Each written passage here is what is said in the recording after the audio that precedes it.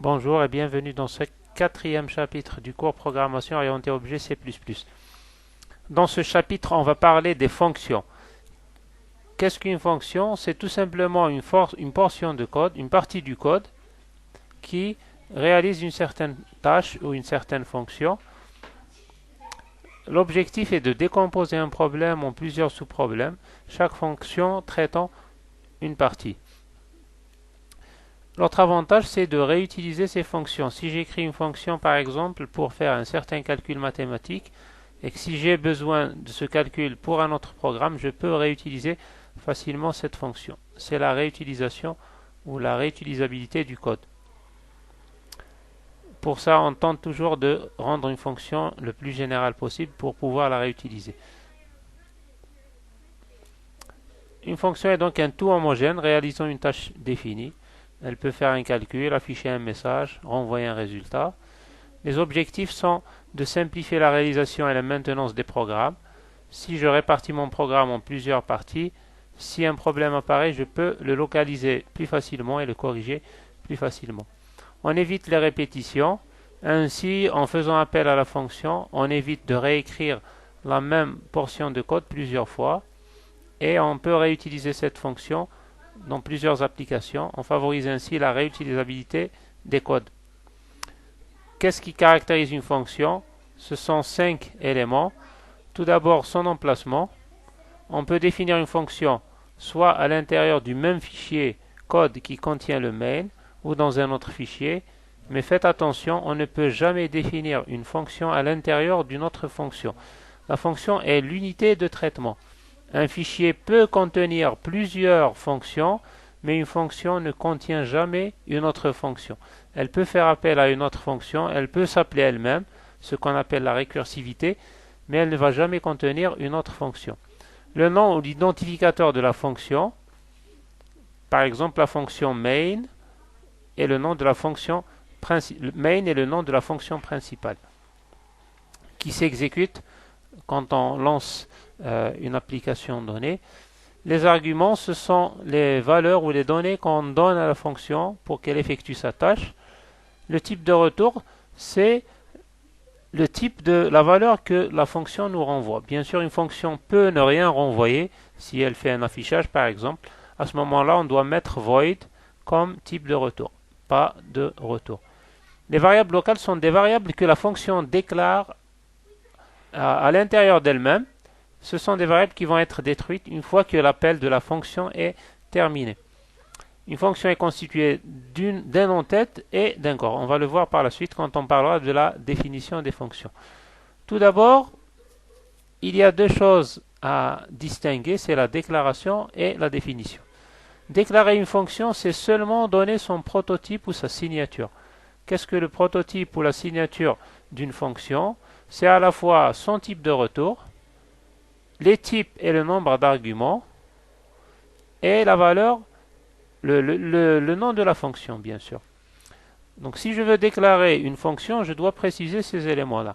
Le nom de la fonction, son identificateur, le type de retour, si la fonction renvoie quelque chose, si elle ne retourne rien, je dois préciser void, et les types des paramètres ou des arguments qu'on transmet à la fonction. Ils vont être donnés entre parenthèses et séparés par des virgules. La déclaration se termine bien sûr par un point-virgule puisque c'est une instruction. Voici la syntaxe générale. Je précise le type de retour, le nom de la fonction et les types des arguments de notre fonction. Voici des exemples. Dans la première ligne, je déclare une fonction qui s'appelle fct1. Cette fonction me retourne ou me renvoie un entier. Elle reçoit comme argument deux entiers et un flottant. Trois paramètres. Les deux premiers sont des entiers, le dernier est un flottant. La deuxième fonction s'appelle fct2. Elle ne reçoit aucun paramètre, elle n'a pas besoin de paramètres, et elle renvoie un flottant, un réel. La troisième fonction s'appelle fct3, elle reçoit en argument un entier et elle ne renvoie aucun résultat. Maintenant, on va parler de la définition d'une fonction. Définir une fonction, c'est dire ce que cette fonction fait, écrire son code ou le programme qui constitue cette fonction. La déclaration comporte trois parties: l'entête qui vient en haut, le corps de la fonction et l'instruction return si la fonction renvoie un type qui est non void. L'entête, elle doit être exactement la même que le prototype, ce qu'on a précisé pendant la déclaration. Sauf que ici, on doit donner un nom aux paramètres de la fonction. Le corps de la fonction est délimité par une accolade ouvrante et se termine par une accolade fermante, et il contient les instructions qui vont composer notre fonction. Et l'instruction return, ce qui viendra après le return, suivi d'un point virgule, sera la valeur que la fonction va nous renvoyer. Voici la syntaxe générale. Ici, à la ligne 1, vous avez l'entête, le type, le nom de la fonction. Le premier type est le type du premier paramètre et le nom de ce paramètre. Le type du deuxième paramètre, le nom de ce paramètre, P2. Là, ça va être les instructions. Je n'ai pas mis le return ici et il est nécessaire si la fonction renvoie un résultat, si le type de retour n'est pas void.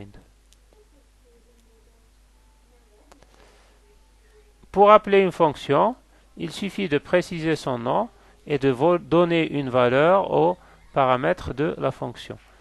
L'appel est une instruction, il se termine par un point virgule. On peut mettre cet appel à droite d'une expression d'affectation par exemple. Les valeurs qu'on transmet peuvent être des variables, des constantes ou des expressions. Je peux mettre par exemple ici 2 fois i plus 1 ou bien une constante que j'aurais déjà définie. On va maintenant parler des arguments. On peut les voir en deux types, des paramètres muets et des paramètres effectifs. Les paramètres muets, ce sont ceux qui figurent dans l'entête de notre fonction. Ils ne possèdent pas de valeur, ils ont une portée locale, ils sont définis uniquement à l'intérieur de la fonction. Au moment de l'appel d'une fonction, ces paramètres sont initialisés avec la valeur que les paramètres effectifs leur sont donnés. Les paramètres effectifs, ce sont les paramètres qu'on donne à la fonction lors de son appel. Et ils seront transmis ces paramètres aux paramètres effectifs qui sont déjà présentés. On va voir ça à travers un exemple. Ligne 3, je déclare une fonction qui s'appelle somme, qui reçoit comme argument deux entiers et qui nous renvoie un entier. Ici, j'ai fait juste la déclaration. Vous voyez, la déclaration doit se faire avant la première utilisation de la fonction. Ici, dans le main, je fais un appel à la fonction somme à la ligne 9. Donc, je dois la déclarer bien avant. Là, je n'ai pas précisé le nom des types, je n'ai pas précisé le nom des paramètres de la fonction. À partir de la ligne 13, ou plutôt de la ligne 14, la ligne 13 est un commentaire, je définis la fonction. Je dis exactement ce qu'elle fait. De la ligne 4 à la ligne 12, c'est mon programme principal, le main, à l'intérieur duquel j'appelle la fonction somme. Vous voyez bien que la fonction somme a été déclarée définie à l'extérieur de la fonction main. Donc, trois points essentiels: déclarer avant la première utilisation, définir par la suite et utiliser après. On va voir la définition de la fonction somme. Elle reçoit deux entiers, x et y. Ici, x et y, ce sont les paramètres fictifs, puisqu'ils ne possèdent pas de valeur à l'intérieur de la fonction quand on fait sa définition. C'est une fois qu'on fait appel qu'ils possèdent une valeur. Donc, ce sont des paramètres fictifs. La fonction va créer deux variables x et y qui seront des variables locales et avec lesquelles elle va travailler pendant tout son appel. Ces variables seront détruites une fois que l'exécution de la fonction est terminée et que l'appel se termine donc par un renvoi de valeur. Ici, comme on a un type de retour qui est un int, on voit bien qu'il y a un return z. Cette fonction va recevoir deux variables entières x et y, va déclarer une variable locale z, va stocker la somme de x et y dans la variable locale z. Elle va renvoyer la variable z. En d'autres termes, elle calcule la somme des deux entiers qu'on lui donne en argument. On revient au programme principal. Je déclare trois variables a, b, c. J'initialise a avec 3, b avec 4 et j'appelle la fonction somme. Qu'est-ce qui se passe ici? La valeur de a va être copiée dans x. La valeur de b va être copiée dans y. A et b, ce sont des paramètres effectifs. Ils ont bien une valeur. Donc le 3 qui est là va être copié dans une variable locale de la fonction somme.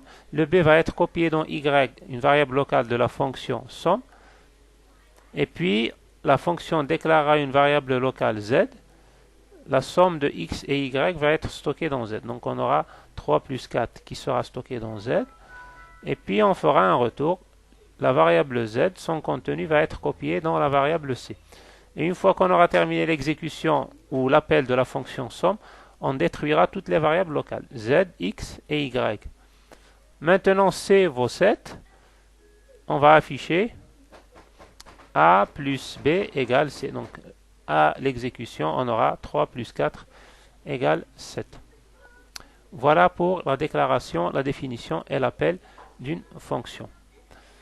Je rappelle les points essentiels. La fonction somme doit être déclarée avant le main.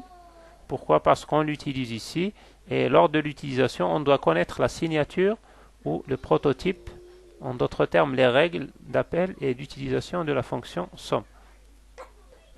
Le deuxième point est que cette fonction bien sûr reçoit deux entiers. Ici ce sont des paramètres effectifs et une fois qu'on fait l'appel et qu'on leur donne des valeurs, ce sont des paramètres. Pardon, ici ce sont des paramètres fictifs. Et une fois qu'on fait l'appel, ce sera des vraies valeurs, donc des paramètres effectifs. L'appel se fait dans le main en donnant une valeur aux paramètres x et y qui sont a et b. On va maintenant parler de variables locales et de variables globales. On a dit que toutes les variables qui sont déclarées à l'intérieur d'une fonction sont des variables locales à cette fonction.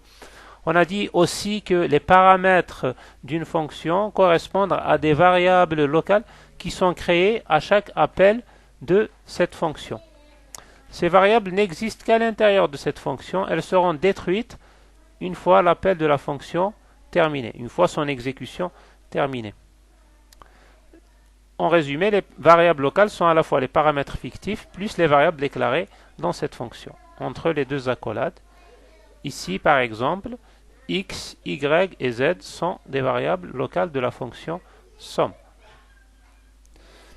Les variables globales, ce sont des variables auxquelles toutes les fonctions peuvent accéder. Elles sont déclarées à l'extérieur de toutes les fonctions.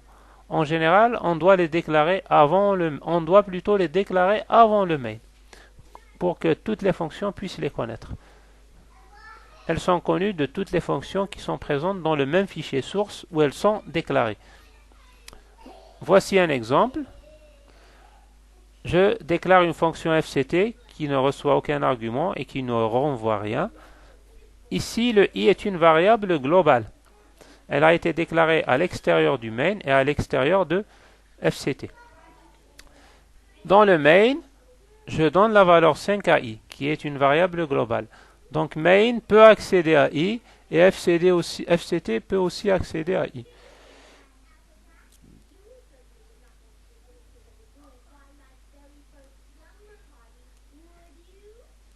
J'affiche la valeur de la variable i avant l'appel de la fonction fct.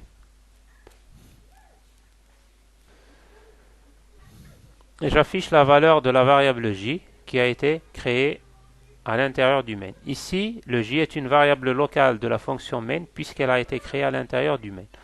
Maintenant, je fais appel à la fonction fct. Alors ici, la fonction fct n'apparaît pas bien. Je vais passer à code bloc. Voilà comment apparaît le problème, ou plutôt le programme sous code bloc.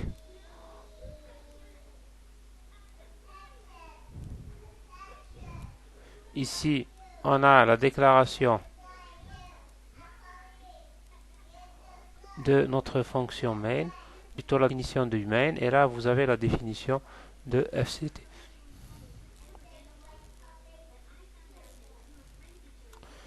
vous voyez, dans FCT, on déclare aussi une variable locale j égale à 3, qui est différente de la variable j déclarée dans le main.